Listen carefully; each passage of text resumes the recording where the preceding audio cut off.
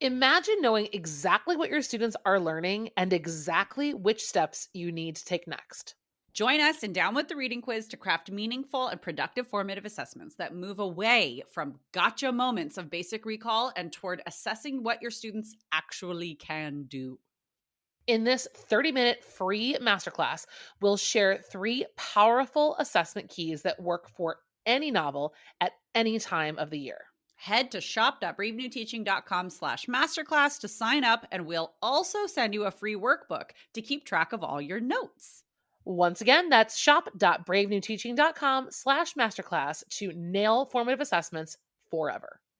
Hey, Amanda. Hey, Marie. What are you up to later? Want to join me for happy hour?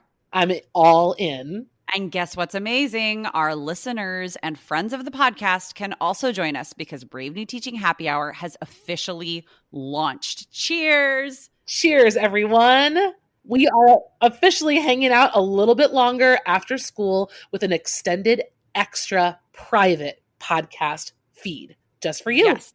Members of Happy Hour get extra 15 minutes of the podcast, give or take, because you know us, we run a little bit long. It's just kind of how we are. But if you would like to get in on this Happy Hour action, please join us. It is only $5 a month. Head to curriculumrehab.com/happy hour and get yourself signed up, because when you're there, Amanda, tell our friends what we do every month for our Happy Hour members.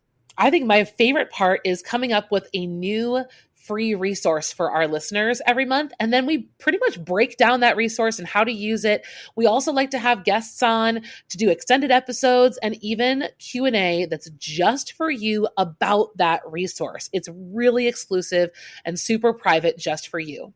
So if you are like us and you like hanging out, you like chit-chatting about all things that are teaching, teacher life, and everything under that umbrella, join us for happy hour and we will see you there. Bye. Bye.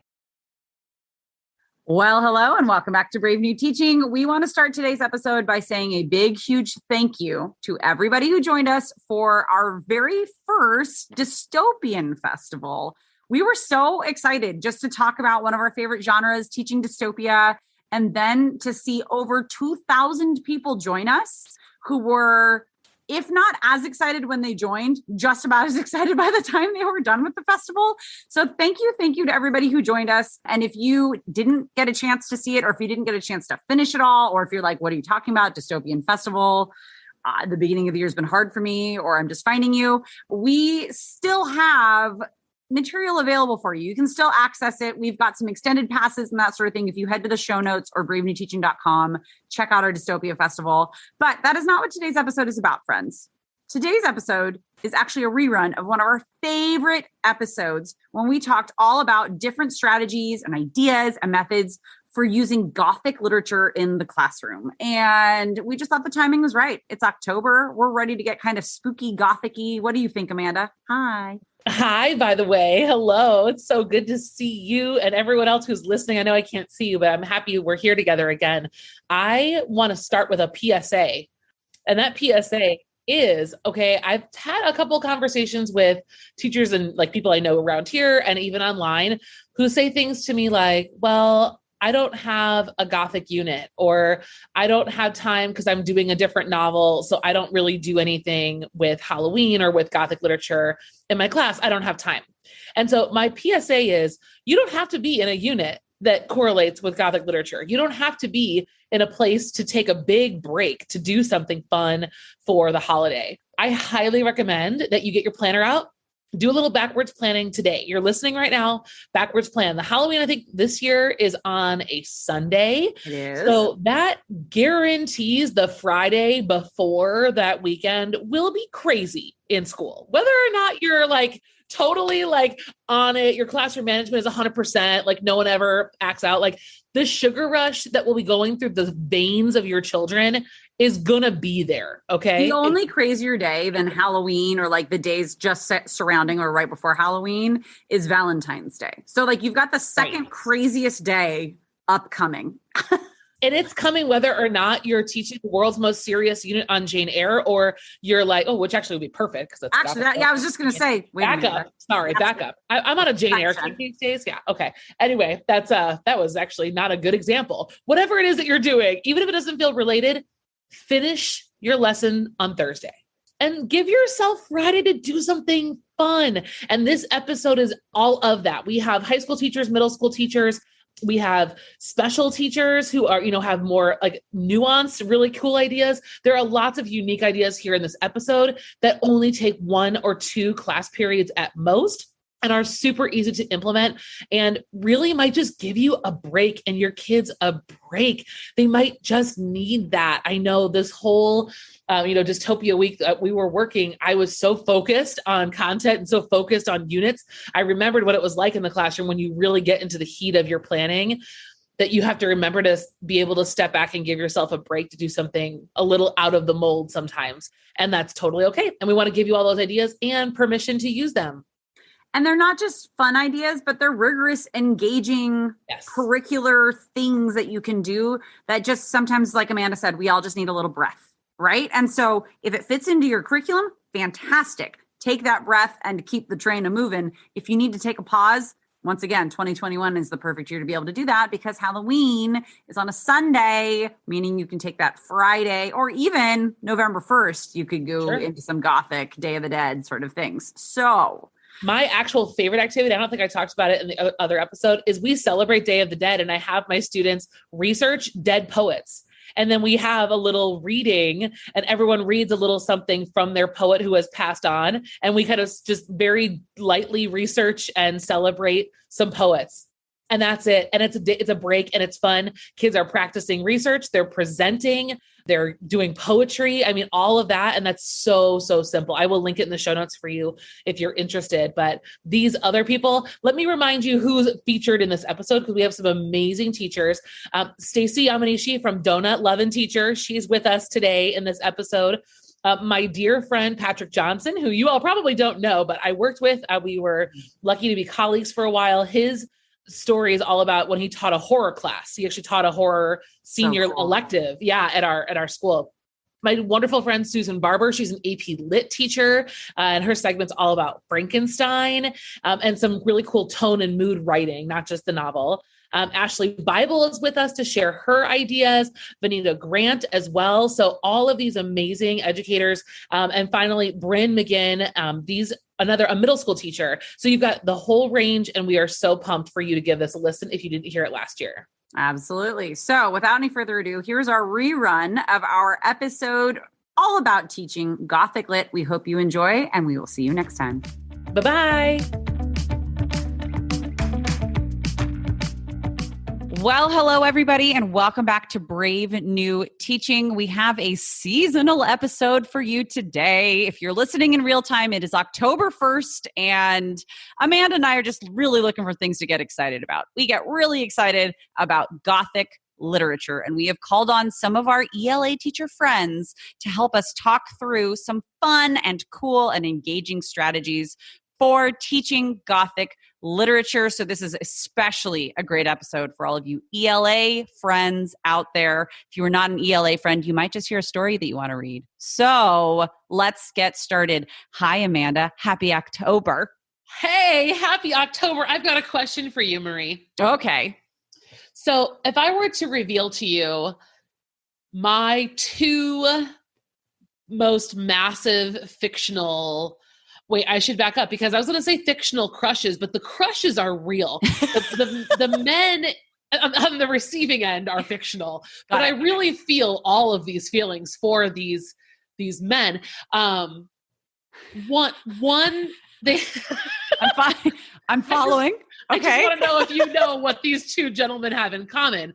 One, the Phantom of the Opera. Yeah. Okay, the Gerard Butler version, of course. Oh, okay. And I'm not going to say number 2 because they're on the same exact level. Mr. Rochester. So Mr. Rochester is like a very similar looking version of the Phantom in my head. But what is it that these 2 gentlemen have in common? long black capes and a top hat. And reclusive, problematic relationships with women. Yes, I would agree with you. I'd go for costumes. I'm a visual. You know, what can I say? I thought you were going to give me the literary nerd answer, considering we're talking about Gothic fiction today. I know, but sometimes my drama teacher side comes out and I'm like, you said Phantom of the Opera. And I was like, lots of blood red roses and masks, obviously. Yeah, capey. They're both capey. I think Mr. Rochester probably could have pulled off a mask too.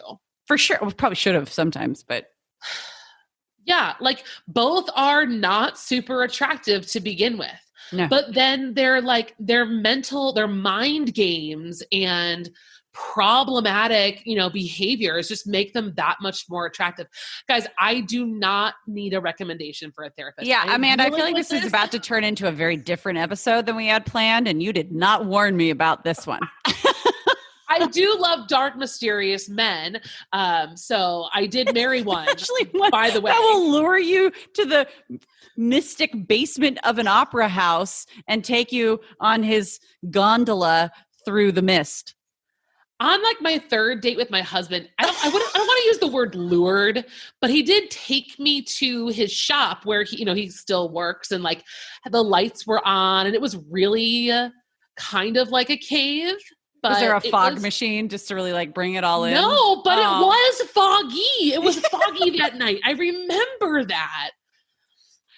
Guys, you want to know how I met my husband? I went on Match.com and I typed in Latino male over 6 feet tall. And then he was the only search result in my area. And he was wearing that half mask, and that's what sold it for you.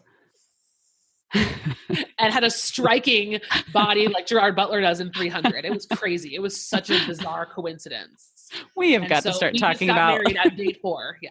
Anyway, Gothic Lit is like my favorite thing in the whole world. I love it. Creative writing, and we would do like a 6-week unit on Gothic literature, and it was just so amazing. I know I can tell you guys before we hear from we have some amazing friends today that are going to share their favorite lesson plans and ideas with you for celebrating this month and doing something fun with your kids, because they need a random break to do something fun.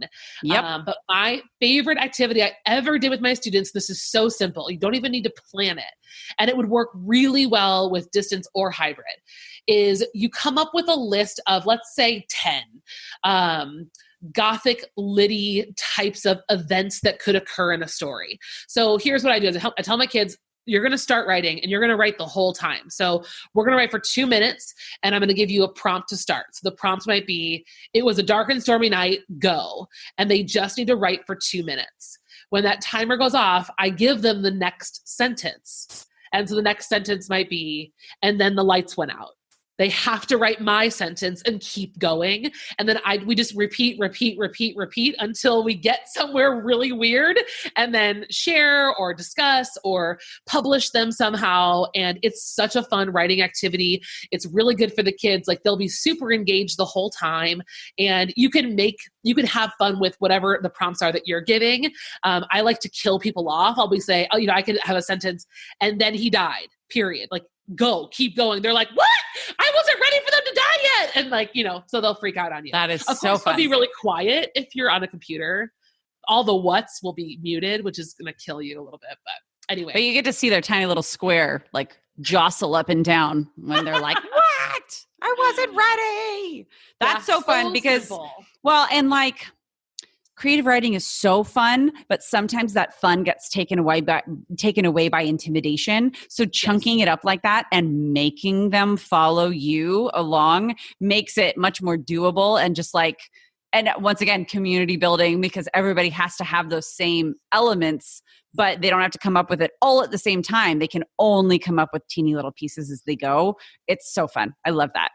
I have one of my favorite Gothic lit lessons and activities that I do is actually like an auditory processing activity. So we watch, or actually I normally just turn the video off. We listen to a reading of The Telltale Heart by Edgar Allan Poe. And before that, I will have done some sort of a mini lesson on mood and talking about how, what contributes to mood, the mood of this story. And I'm going to just tell them what it is.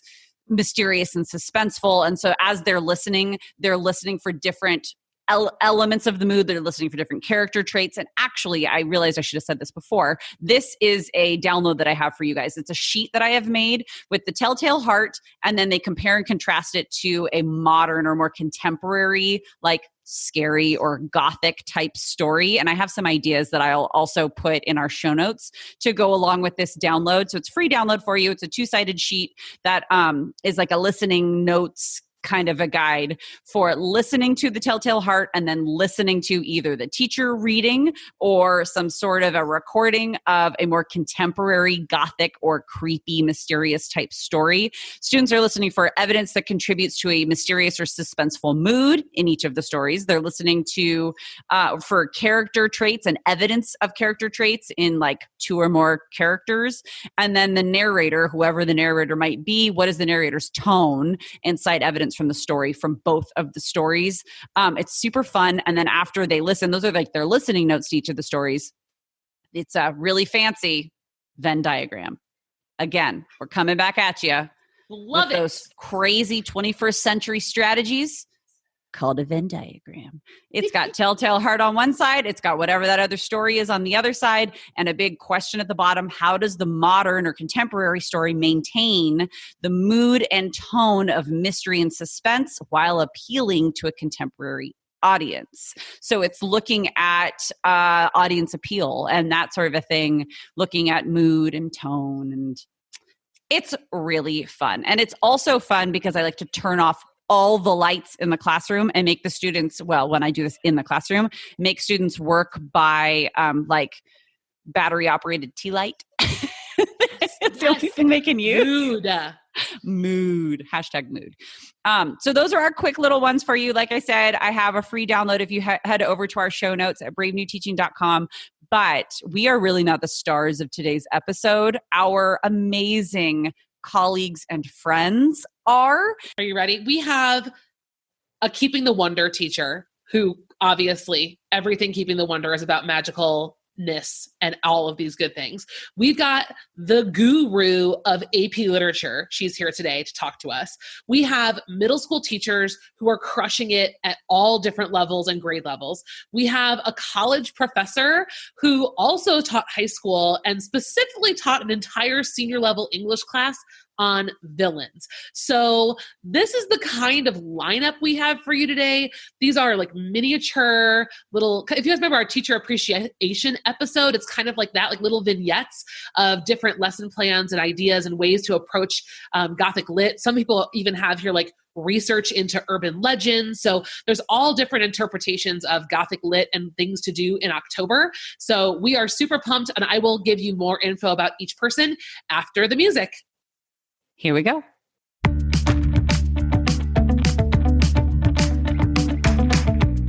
You're listening to Brave New Teaching, a podcast for educators challenging the status quo. I'm Amanda, and I'm a high school English teacher in Illinois. And I'm Marie, and I'm also a high school English teacher in Southern California. We're so glad you're here. Enjoy the show.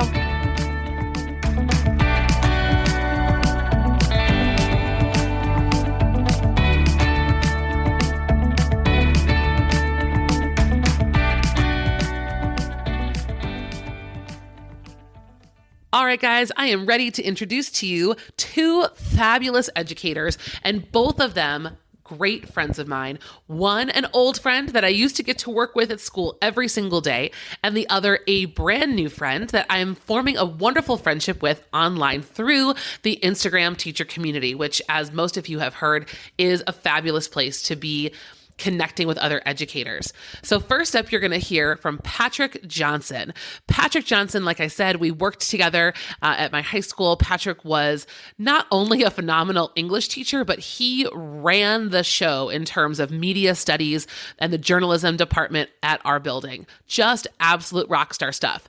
We're here today to talk about, though, his senior level English courses and what he's done in terms of Gothic literature and his course all about villains in literature. He's done really cool stuff with urban legends.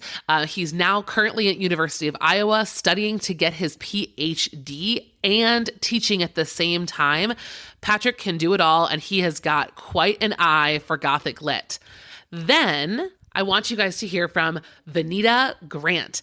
She is a fabulous educator, absolutely killing it in 8th grade. She is doing 8th grade English out in Los Angeles, California. This is her 19th year teaching English language arts. Can you believe it? That is true dedication. She's also, in her spare time, a lead teacher for the Teacher Support Institute at California State University, Dominguez Hills. So these two educators have got really fabulous things coming up. So let's listen on in. Students appreciate the macabre. They adore true crime, they love monsters and blood and guts, and let's be real, horror films are on the top of their list when they're choosing something to watch on Netflix. Gothic literature encapsulates all of those things that make sense to them during adolescence. It's a time where experimentation, fear, and the unknown intersect in their everyday lives, and teaching them Gothic literature helps them realize that these are human experiences. They are a part of the human condition that have existed for centuries. They're not alone on top of that, because as they'll see and as they read during Gothic literature, difference exists. And in reading Gothic literature, they get to see what difference actually looks like. And that difference, it can and should be celebrated. And as a kid, as an adolescent, as someone going through what they're going through in high school, there might be something that's equally relevant, but nothing more important than finding stories that make them feel as though they too exist. And that's what Gothic literature does. My favorite lesson in Gothic literature was entirely an experiential one. I taught a senior literature course called Villains in Literature as part of our new revised literature options, hoping to mimic a more choice-based college opportunity for our seniors, especially as they started thinking about choices post-high school. In this course, which predominantly focused on modern imaginings of the Gothics, students transitioned from a deep reading of The Talented Mr. Ripley to a literature circle text that had some of the modern horror classics. Both units focused on elements of the Gothic in modern context. However, they also focused on a critical thinking of monstrous character or villain and how those can serve as windows or mirrors to our contemporary society. During this transition, the students embarked on a 2-week mini-unit on the role of setting, place, and imagery in Gothic traditions. To learn about this more intensely and at a much deeper level than previous years, we went to an area haunted house and conducted a textual analysis of the rooms of the house. Through this fieldwork, students were given a hands-on approach and opportunity to interact with the text. And then they were able to ultimately use what they learned to critically read and analyze the contemporary works that followed in their literature circles. It was a brilliant and unique opportunity, but the students were able to get so much out of it because they were actually able to see the text and live the text, rather than ultimately read the words of a novel. It made setting, place, and imagery relevant. Hello, my name is Vanita Grant, and on IG you can find me at Love Teach Repeat. I wanted to stop by the podcast to discuss my favorite lesson to do during the Halloween season. Even at the secondary level, I think that it's still important and beneficial to acknowledge and participate in seasonal activities, especially this year when we are, in my district, 100% distance learning until we don't know when. And I think the students, we're in week 6, and the students as well as myself are all longing for some of the traditional activities, spirit weeks, that we kind of align in our district with the seasons and holidays.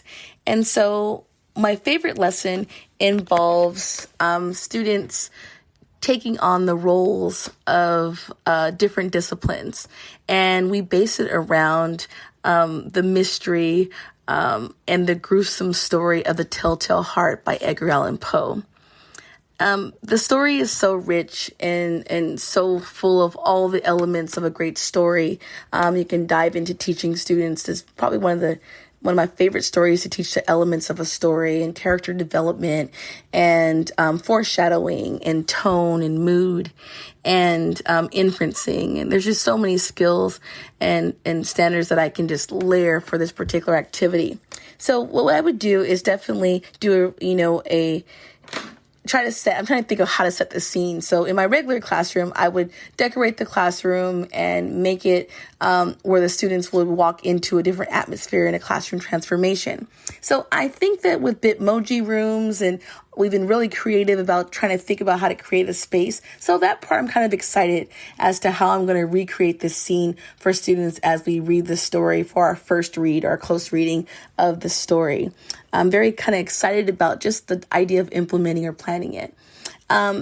As the students go through, we'll do a close reading, and then, again, we'll go through all the different literary devices and, identifying post style on one end. And we'll do that in a series of activities that I will walk the students through, and we'll kind of discover together. Then what I really want to talk about is that the students will branch off into their group work. And so for this assignment, the students are going to do a TLAD, a Think Like a Discipline, a literature circle, in which they're going to reread the story from the perspective of a specific discipline. And so to keep up with this mystery and this disturbing, gruesome tone of the story, I want the students to create teams. And in the teams or lit circles, they're each going to have a specific role or task that's going to be based upon a crime team or crime scene detectives.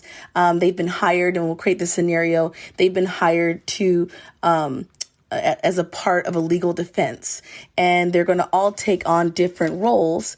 And the funnest part for me is to create the critical thinking pathway and to try to figure out how I can make each discipline unique and special, and kind of tap the interest of students in saying, I think I might want to be that particular discipline. So this year, I'm going to expand it and have the kids I'm really big on student choice. So I want to have the students kind of have enough roles and pathways for students to be able to create what they're really passionate about.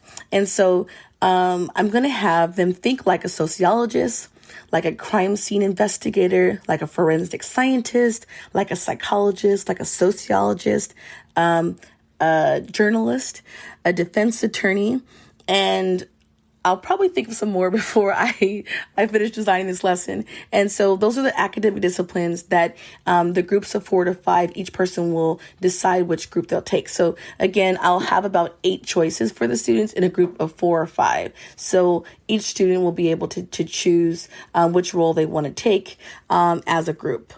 Once they go there, we're going to use the depth and complexity icons, Sandra Kaplan's, and content imperatives as our prompts. And so each student has a pathway and kind of critical thinking questions that I will create for them. And they will take notes and kind of go through the text. They also have a research component that they're going to do. And each person looks at the story and takes notes from that perspective or that lens. The group then has to convene and kind of discuss what they saw on that second reading based upon that perspective. And so the idea is that the students will be able to either help defend the case. It is going to be an insanity defense, and how are they going to help it hold up in court? And so they're either going to be assigned to be a part of a defense team or a prosecution team. And so we're going to take this very gory story, rich in all these literary elements, and the students will do this extension activity where they dive deeper into and get a broader view of the social, historical, political aspects of the story, and then kind of go into looking at how Poe created the story and what the impact is, and all along keeping this tone of horror during the Halloween season. The next 2 guest educators that we have to introduce to you today are 2 of my absolute favorite English teachers who I have met on the internet, one of whom I've actually met in person. And, well, you guys have heard us gush about Ashley Bible here on this podcast before, because Ashley's Keeping the Wonder workshop is the reason that Amanda and I actually met. And this whole Brave New Teaching community is what it is and is here. So we owe a great debt of gratitude to Ashley, and she's a wonderful person, an amazing educator. Cannot wait for you to hear her just fantastic ideas that really wake students up and they wake up their creativity, and she always has something really special to share. And then right after Ashley, we have Stacy Yamanishi from the Donut Lovin' Teacher. Stacy's ability to connect with her students and the space she creates in her middle school ELA classroom for students to truly be themselves and to share their personal lives. And she shares herself in a way that's true and authentic. And she really is somebody, if you're not following both of these educators, you need to be. Cannot wait to share with you what they have today. Let's go for it. Hello, this is Ashley Bible from Building Book Love, and I'm a high school English teacher who absolutely loves the spooky season. I do not have children of my own, so with my students, I use any excuse I can find to make things a little bit more special, like little mom type things, such as adding in some spider webs and spooky decorations to the room. And I do this because it's fun for me, and it surprises the students a lot. Even though they are high school seniors, they appreciate all of my extra effort, and I love the look on their face when they walk in, and I'll have some really creepy ambient sounds going. I'll have the lights dimmed, and they're like, "Ooh, what are we reading today, Miss Bible?" Because they know it's going to be a little bit spooky, and I love that feeling. So I basically use any excuse I can to set the mood in my classroom for something spooky. It doesn't have to be in the fall season, but on Halloween Day especially, even though I don't mention Halloween, we definitely get really spooky. So what I did last year, this was a lot of fun. I had on a floating pumpkin ambient video going on. You can find these on YouTube. Just type in spooky ambient sounds. I had that going. I had some spider webs on the desk. I had articles laid out, and the articles were about ghosts. And I'll give you a few of the titles you can look up. One was called Haunted, 11 Novels with Emotional Ghosts, and the other was called The Origins of Ghosts and Famous Accounts in Literature. And then we did some essential questions, such as what makes a good ghost story, why are ghosts so prominent in literature. And then we were doing Macbeth at the time, so I threw in something to tie to that, which was why did Shakespeare include Banquo's ghost?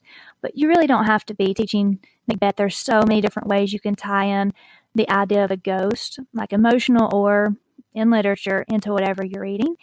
And then so after we did that, we listened to a podcast, and I love bringing podcasts into my classroom. It is my thing. I have several blog posts about it if you want to go see that. But anyway, this one is called Spooked. And the specific episode we listened to is called The Night Whistler. And they have a ton of options you can listen to. You do have to preview them. But The Night Whistler is just a really, really creepy ghost story. And they were so into it. The room was silent, and there was everybody was kind of on edge. And we got so many good discussions after that. And we tied it all back to those essential questions, like what about this woman's story made it a good ghost story, and different emotions that she might have been facing when she experienced this ghost. So anyway, that is my spooky addition to this podcast. I hope that you and your students have fun. Bye. Hi, I'm Stacy, sometimes known as Donut Lovin' Teacher. I'm currently an 8th grade English teacher in the Los Angeles area, and thank you for having me. I'm so excited for this opportunity to share an easy-to-implement short story and activity that can engage all learners in some Gothic lit. Let me start by saying that in my first couple years of teaching, I was really reluctant to read many of the texts that were in our curriculum, just with the thought that they were written so long ago and they weren't going to be relevant or engaging to my students. Well, when it comes to spooky stories, let me set one thing straight. Middle schoolers love all the spooky vibes. So I quickly tossed out that idea that just because it's old, students won't enjoy it after reading The Monkey's Paw by W.W. Jacobs with my students. So the story, The Monkey's Paw, is about a man who makes a wish on a monkey's paw, even though a friend warns him that it's brought him lots of trouble, and he even tries to toss it in the fireplace to get rid of it. The story can create a pretty eerie feeling. You can read it with the lights off or have students bring flashlights. I really like to have groups of students come up with the perfect background sound effects to make while you're reading the story. The Monkey's Paw also lends to really great lessons and conversations about foreshadowing and mood. I found that mood can be a little tricky for students sometimes, but using the monkey's paw as an example of it can set a really strong foundation. So when I first taught this, I remember my sister was getting rid of a bunch of DVD cases. I know it was a while ago, that naturally I couldn't let go to waste. So I challenged my students to make DVD covers for a movie rendition of The Monkey's Paw. After we discussed ways that authors and creators establish a certain mood or feeling for their audience, the focus of their work centered around making this perfect DVD cover that fit the mood of the story and gave off that eerie, suspenseful vibe. If you're looking for some roll sheets students can use for this kind of activity, you can find it in my TPT, but really, whether you're online, hybrid, or in person, you can have students create social media advertisements using platforms like Canva, promoting this newest movie release of the story, and it'll be just in time for Halloween. So these next two teachers you're going to hear from absolutely cover the spectrum of listeners that are out there right now. I want you guys to hear from Bryn Allison, better known as the one and only literary maven. You guys may know her or recognize her name from Instagram, from Teachers Pay Teachers, but probably you know Bryn as the host and moderator of the Secondary ELA, spelled with the number 2, NDARY, Secondary ELA, Facebook group and Twitter chat. She has been moderating that and curating spaces for teachers to discuss. Her membership list is massive, so I'm sure you're probably in her Facebook group or you've seen a Twitter chat run by her. Bryn is working in a 6th grade English language arts classroom. She's worked as a reading intervention teacher in the middle school level, and she's also worked at the high school level. Today, you're going to hear from her a middle school idea for a lesson that really capitalizes on writing and the opportunities in this genre for drafting and rewriting and adding sensory detail. She's really got a lot of good ideas for you guys in that regard. You're also going to hear from the queen of AP literature. So we're going to go from 6th grade to AP Lit, the entire spectrum. And the one and only Susan Barber, she, you guys, is one of my absolute heroes. I met Susan a long time ago, virtually, but I love everything she has to share about education, her thoughts, and the way that she articulates the issues we face as educators and how to challenge students. I just really admire so much of her work. And Susan's lesson today is going to walk you guys through this really cool moment where she was struck with inspiration and a very teachable moment as she was working through Frankenstein with her AP Lit students and really trying to help students understand why Shelley is so descriptive and so committed to setting. So on a dark and stormy day in a place where Susan lives that's very rarely like that, if you guys have ever hung out around Atlanta, you know that it's hard to get a stormy day. She really just takes kids through this very cool lesson to get into the mind of why an author would use setting in the way that Shelley did in Frankenstein. Enjoy! Hi, fellow ELA teachers. Bryn Allison, the literary maven here. I like to do a writing activity on Halloween because although I teach 6th grade, I still think that older kids should get to enjoy some of the holiday fun, just like the little kids. This year, as always, I'm pushing my students to write and rewrite, look at their word choice, choose stronger language, add sensory details. So on Halloween, the writing activity I do connects to those skill building activities. Last year, I had my students write 2-sentence horror stories, and that's what I'll be doing again this year. To set the mood, I pick out some spooky music from YouTube. There's a ton of choices on there. I start out introducing 2-sentence scary stories by showing students just a few examples. I show them one that uses dialogue, one that is fairly short, and one that has a little more description. I don't like to show them too many examples because then they'll struggle to come up with their own ideas. For that same reason, the examples I show them are not the spookiest either. I really want students' work to be better than the examples I show them. And you can find tons of examples online.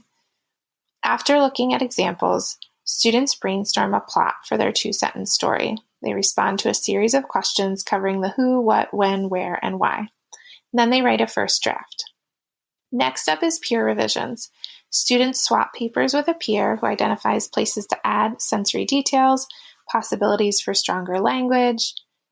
After getting a peer's feedback, students write a second draft, which must be approved by me before they can write out and decorate a final copy. I put in this approval step mostly to just make sure nothing inappropriate is written, but last year I also had to keep telling my students that their story wasn't actually spooky. I hope this inspires you to do something a little on the spooky and fun side with your students this year. Hello, everybody. My name is Susan Barber. I am from Grady High School in Atlanta, Georgia. Thanks, Amanda, for letting me share with y'all today. So I call this exercise Writing Romantically with a capital R, as I always distinguish with my students. And this is something that I started last year. I don't know about you, but inspiration just hits like when sometimes like at the most unexpected moments. And I was walking into school, we're studying Frankenstein, we were reading Frankenstein. It was one of these days, you know, it's not cold here, but it was gray and overcast and super foggy. And I thought, oh my gosh, like a cold and dreary night in November. Like this is exactly the kind of feeling that the day had. The same thing Shelley had been writing about. And one of the things that my students had a difficult time understanding or making a connection with was, why does Mary Shelley really use, why is she describing, the setting so much? And I had done a lot of talking about this mirrors what's going on inside of the person, etc. But when I came in this day, I'm like, this is the day to really let them have a firsthand experience with the setting. So what we did is I told my students, I said, today's weather is really dreary. And also, it's like, the end of October, 1st of November, a lot of you are dragging lately, like the reality of school had set in. College apps, I teach seniors, college apps had set in. And so I said, I feel like today's weather is really reflective of a lot of your emotional states. So I'm going to give you 10 minutes to go outside, and I want you to capture some type of image in today's quote setting in the weather, that you're capturing, just the feel, the mood that the weather was creating, so that it reflects your emotional state. And it also is going to showcase somehow, the weather, the setting. So those were the two components.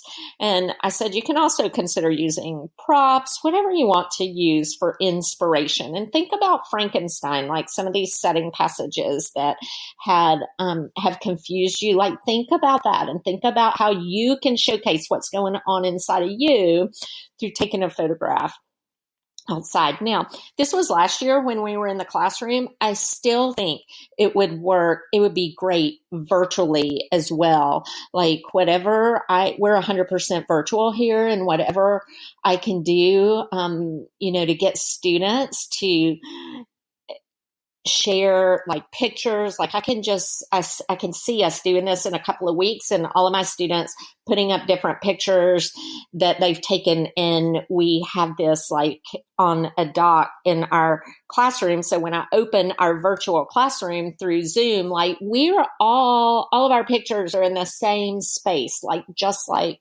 in a classroom. So I love that added benefit of doing this assignment virtually.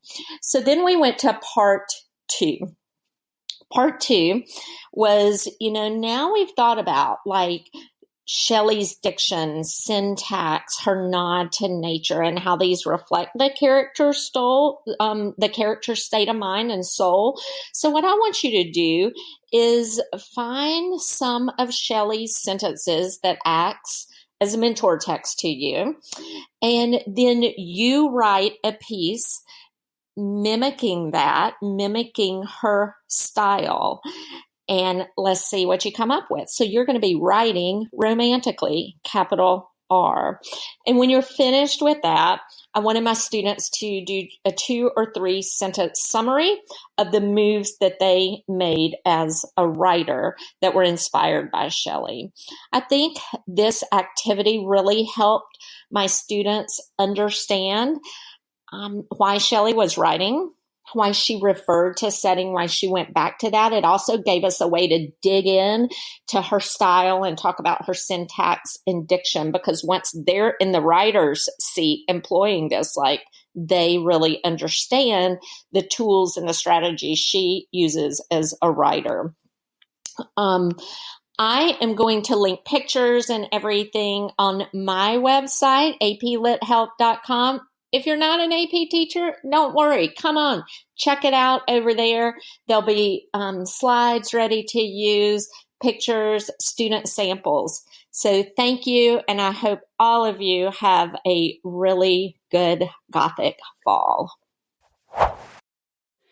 Well, friends, we cannot be more grateful for our guest contributors today. And I know that some of you are probably really chomping at the bit. You want to see more of what these amazing educators have. So if you head over to bravenewteaching.com, we have all of their contact information where you can find their blogs, their social media profiles, and more information about them on today's show notes, as well as that download that I mentioned earlier with the Telltale Heart and the listening skills, comparing and contrasting. All of that will be, once again, at bravenewteaching.com. Take a look at our show notes for today's episode.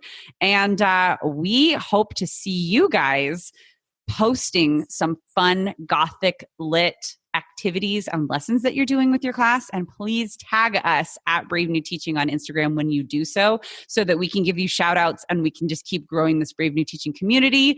Speaking of which, if you have a moment, please leave us a rating and review on iTunes. It helps other teachers find us and become a part of this Brave New Teaching community, because you guys are awesome, and who wouldn't want to be with you guys who listen to this amazing podcast, if I don't say so myself. When you guys head over to those show notes, make sure that you also connect with our friends today that we brought on this episode. Follow them on social media, tag them if you try one of their ideas. You can always reach out to these guys too, who are now de facto co-hosts of our podcast as well. They would love to be in touch with you. They're really amazing, active, and connected teachers. So make sure that you take the time to reach out to them if you were inspired by something that they shared today. You guys have a wonderful day, and we will see you next time.